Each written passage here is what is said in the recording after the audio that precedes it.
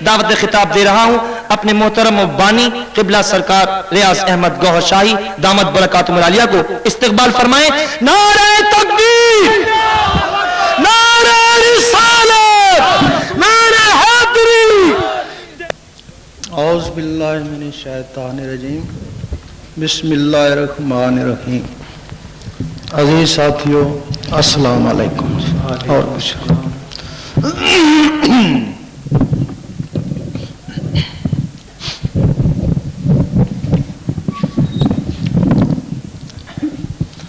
آپ کے اس محلے میں آنے کا مقصد کوئی سیاست نہیں ہے، کسی کی مخالفت نہیں ہے، حکومت پہ نکتہ چینی نہیں ہے۔ ہر شہر میں، ہر گھر میں کچھ اہل دل ہوتے ہیں، ان اہل دلوں کو نکالنا ہمارا مقصد ہے اور دل کی آواز دلوں تک پہنچانا مقصود ہے۔ حضور پاک کے زمانے میں دو طرح کا علم تھا، ایک زبان والوں کے لیے اور ایک دل والوں کے لیے۔ زبان والے علم کو شریعت بولتے ہیں اور دل والے علم کو طریقت بولتے ہیں۔ آپ کے زمانے میں جن لوگوں نے صرف ظاہری علم پہ قناعت کری، انہی میں سے کوئی خوارج ہوئے اور کوئی منافق ہوئے، اور جن لوگوں نے وہ باطنی علم بھی حاصل کیا، وہ تو اے صحابی یا رسول اللہ کہلائے اور ولیوں سے بھی اعلیٰ مقام حاصل کر کے چلے گئے۔ ظاہری علم کی تشریح ضروری نہیں ہے، ہر شخص جانتا ہے۔ باطنی علم ناپید ہو چکا، جس کی وجہ سے 72-73 فرقے بن گئے۔ باطنی علم کتابوں میں نہیں ملتا، مسجدوں میں نہیں ملتا، حدیث شریف میں بھی نہیں ملتا۔ حدیث شریف میں صرف اس کے اشارے ہیں۔ حضرت ابو ہریرہ رضی اللہ تعالیٰ فرماتے ہیں، مجھے حضور پاک سے دو علم حاصل ہوئے، ایک تو میں بتا دیا، اگر دوسرا بتاؤں تو تم مجھے قتل کر دو۔ قرآن مجید میں بھی اس کا اشارہ ہے کہ خضر علیہ السلام کو علم لدنی تھا، اشارہ ہے، وہ علم نہیں ہے۔ ایک اور جگہ ہے کہ اللہ تعالیٰ علم غیب کے لیے اپنے رسولوں کو جس کو چاہے چن لیتا ہے۔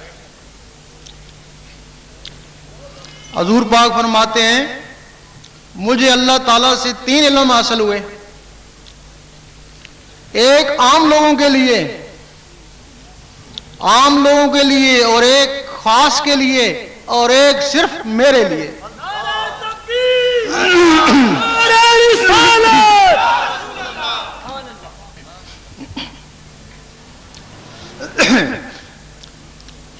حضرت ابراہیم بن ادم فرماتے ہیں کہ میں نے 70 مرتبہ اللہ کو دیکھا ہے، 120 مسئلے اللہ سے سیکھے، صرف 4 لوگوں کو بتائے، سب نے انکار کر دیا۔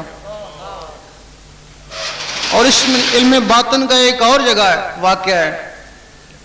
ایک دفعہ شاہ شمس تبریز رحمۃ اللہ مولانا رومی کے مکتب میں چلے گئے، وہ کچھ کتابوں کا مطالعہ کر رہے تھے، تو شاہ شمس تبریز پوچھتے ہیں کہ این چیز کہ یہ کیا ہے؟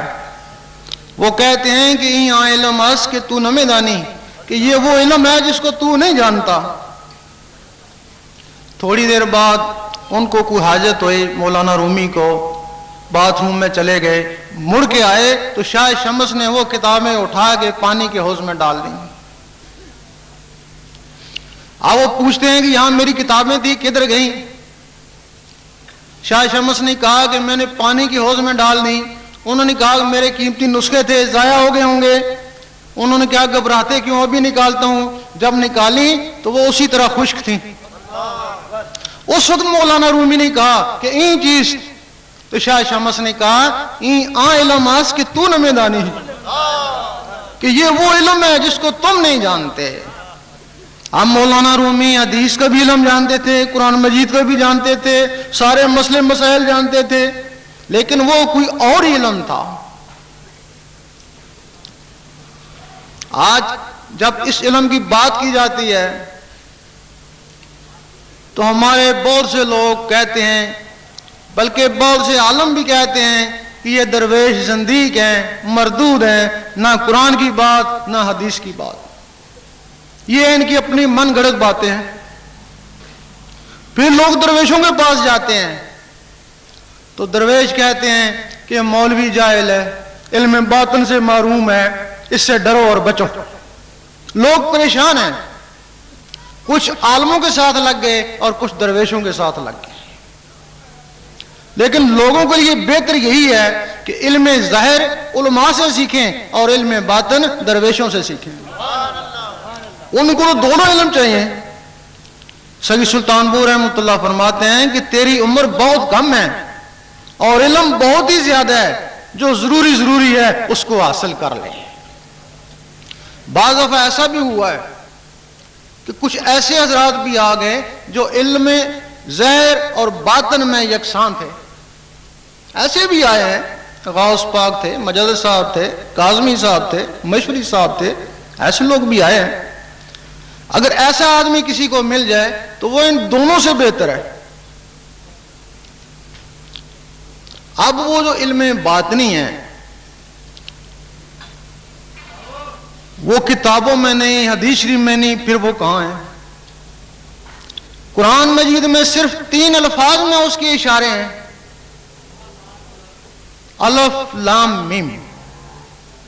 الف لام میم ذکوریت میں ہے، جس کو تم کہتے ہو حروف مقطعات، اس کو چھوڑ دو، آگے چلو۔ ایک ہدایت الف لام میم سے ہے اور ایک ہدایت کتاب سے ہے۔ الف کا مقصد ہے اللہ اللہ کا ذکر کر، یہ ذکوریت میں ہے۔ اگر اس کی جلالت سے گھبراتا ہے تو لا الہ الا اللہ کا ذکر کر، یہ معتدل ہے۔ اگر اس سے بھی تو ڈرتا ہے تو میم محمد رسول اللہ کا ذکر کر، یہ جمالی ہے۔ الف لام میم، قرآن مجید فرماتا ہے کہ کچھ لوگ ایسے ہیں جن کو نور سے ہدایت ہے، اور جو لوگ نور سے ہدایت نہیں پا سکے پھر وہ کتاب میں الجھے رہے۔ سیدی سلطان پور رحمۃ اللہ فرماتے ہیں میں کسی سکول مدرسے میں نہیں پڑھا، میں نے صرف قرآن مجید کا پہلا لفظ الف لے لیا اور الف سے اللہ اللہ کرتا رہا۔ اللہ اللہ اللہ کرنے سے میرا سینہ منور ہو گیا۔ جس طرح ظاہری علم کے لیے سفید کاغذ کی ضرورت ہے، اسی طرح باطنی علم کے لیے سفید سینے کی ضرورت ہے۔ فرماتے ہیں جب میرا سینہ منور ہو گیا تو حضور پاک نے مجھے سینے سے لگایا اور وہ باطنی علم میرے سینے میں خود بخود دیا۔ تیرا شاہی میرا شاہی، گوہر شاہی گوہر شاہی، دین نبی کا سچا دائی، گوہر شاہی گوہر شاہی، جن سے ہم نے نعمت پائی۔ گوہر شاہی گوہر شاہی۔ اب وہ باطنی علم کیا ہے؟ جس طرح یہ زبان اللہ اللہ کرتی ہے، اسی طرح وہ دل بھی اللہ اللہ کر سکتا ہے۔ لوگ کہتے ہیں ہم نے دل دیکھا ہے، گوشت کا لوتھڑا ہے، اس کی زبان ہی نہیں ہے۔